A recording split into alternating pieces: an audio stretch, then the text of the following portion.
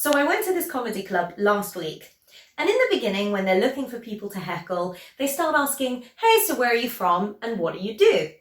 And while we're going around the room, we start off, there's a nurse, everyone goes, yay, go NHS. And then you've got a teacher, and we've got, yay, teachers are awesome.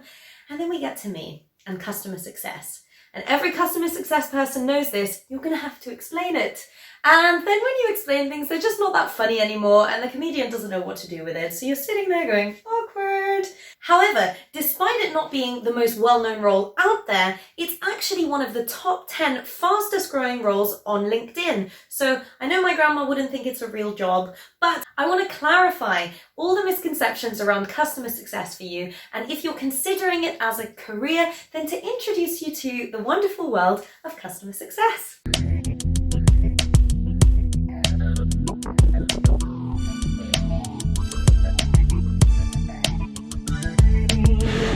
Hey there and welcome back to my channel. My name's Eva, Customer Success Director at BW, and I'm so excited to be introducing you to the world of customer success and clearing up some of those misconceptions about what it is for you, talking you through the history and some great resources you can look at after this. And if you have any questions, feel free to post them down in the comments and I'll get back to you.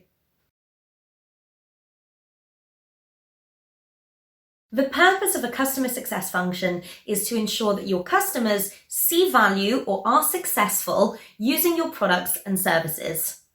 Over 70% of the roles are within the IT and software industries, and that's unsurprising because it's not enough to just bring a customer on board or to just sign the deal. There's typically a complex implementation process, and it takes some work before the customer starts to reap the benefits of using your solution. It might seem obvious now, but at the time it was pretty revolutionary that you wanted to focus on a customer after you'd brought the business in. A brief history of customer success. In 1996, enterprise CRM systems had a high fail rate. This led to increased costs in support and maintenance of customers, but also jeopardized the revenue from potential repeat business. For one such company, Vantiv, these failures were not good enough. They prided themselves in a 100% success rate where you could call any one of their existing customers and ask them about your experience. Man, I would have loved to be part of that team. Seeing the long-term value and potential in driving success for your customers, the chief exec at the time brought on an awesome woman named Marie Alexander, who had a revolutionary approach, and she founded the very first customer success department. This team was introduced to prospects before they signed the contract as the people who would help you to meet your objectives. And importantly, their compensation would be based on the customer's success. You may have heard that customer success started at Salesforce. No. Says it right here. Well, not really. Anyway. So customer success was not started or founded at Salesforce. However, they did create the largest customer success department in the industry in 2005. And they have revolutionized a lot of the way that customer success is done. So definitely a big player, but they didn't initiate it.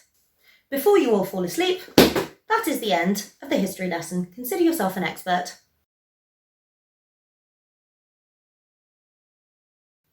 We do have a lot of calls, but that's for very good reason, and it often starts before the customer even comes on board.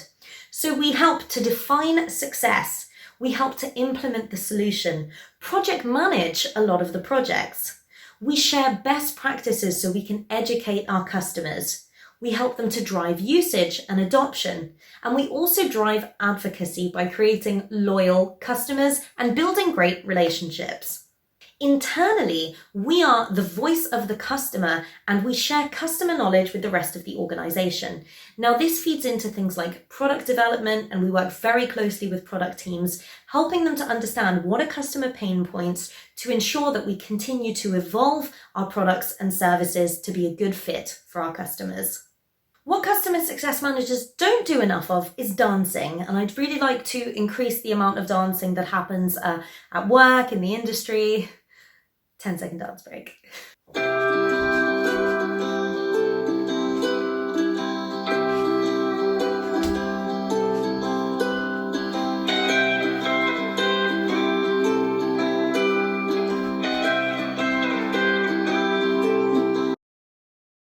The standard measure for customer success performance is reducing churn. So that is reducing the revenue that you lose from customers not continuing to work with you. And that's the one that's pretty standard across the board. The industry standard is around 90% revenue retention, under 10% churn. You can also measure monthly recurring revenue if it's a subscription-based model where it's renewed monthly. So how much revenue do you have month on month? And then a lot of companies also look at customer satisfaction, net promoter score. So how likely are they to recommend your product or service to someone else? And the numbers of support tickets. Hopefully these are not too high if the customer success function is doing their job. As you've seen, customer success began as a role less than 25 years ago, so it's not surprising that it's not yet incredibly well understood. But that also leads to some confusion in explaining what it is, and companies have also been slow to adopt a lot of those best practices. Sometimes customer success is confused with customer service, so I just want to clarify the main differences there.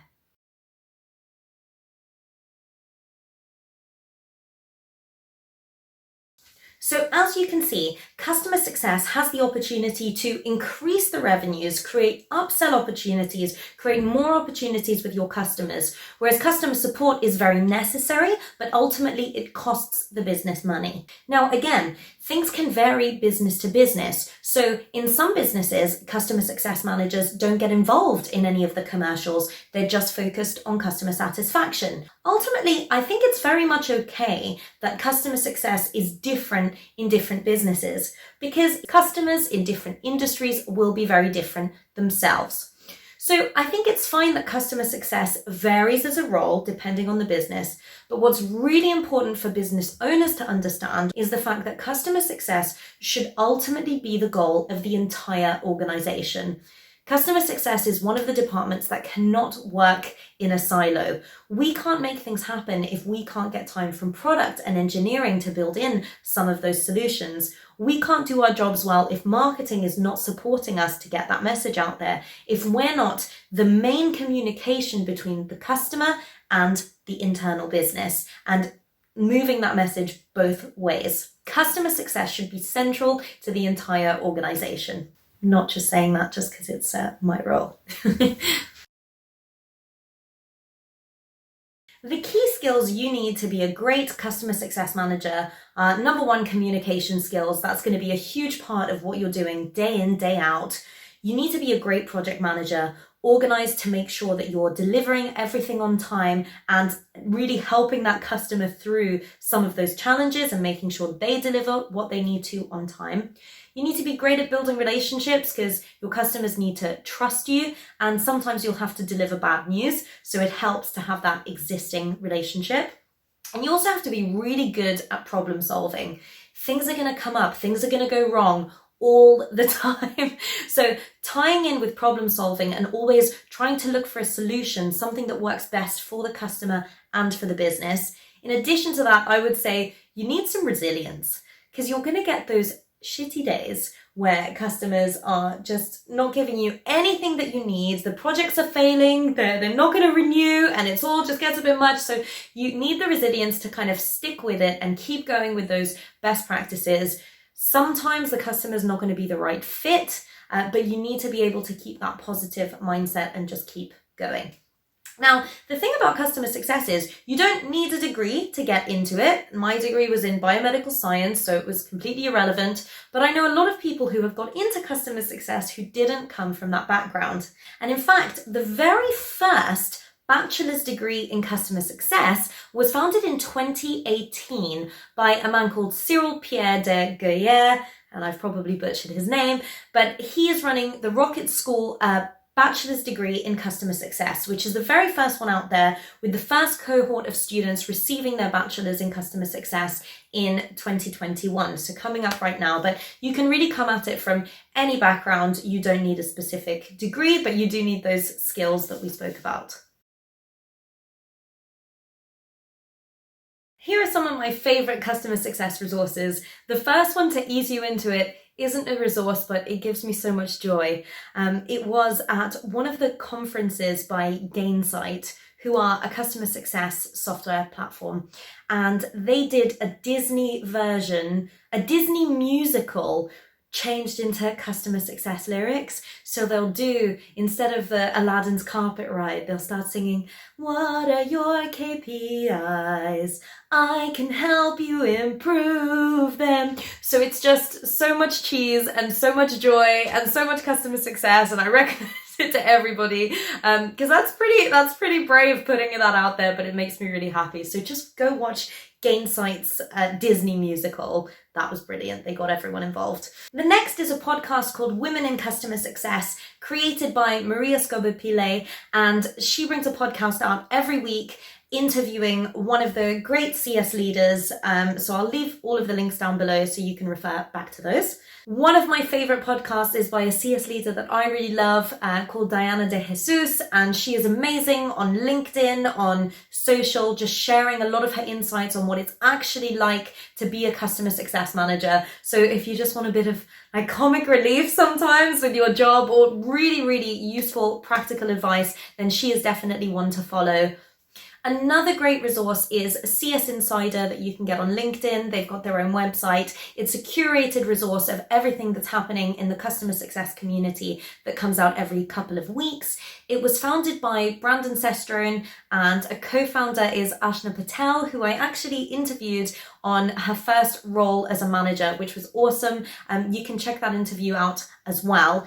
And Ashna has also founded a community called CS Ladies, where you can find really just support and encouragement and really practical, useful tips from other women within the customer success field. So I'll leave all of the links down below. I hope you enjoy and find some of those resources as helpful as I do as well.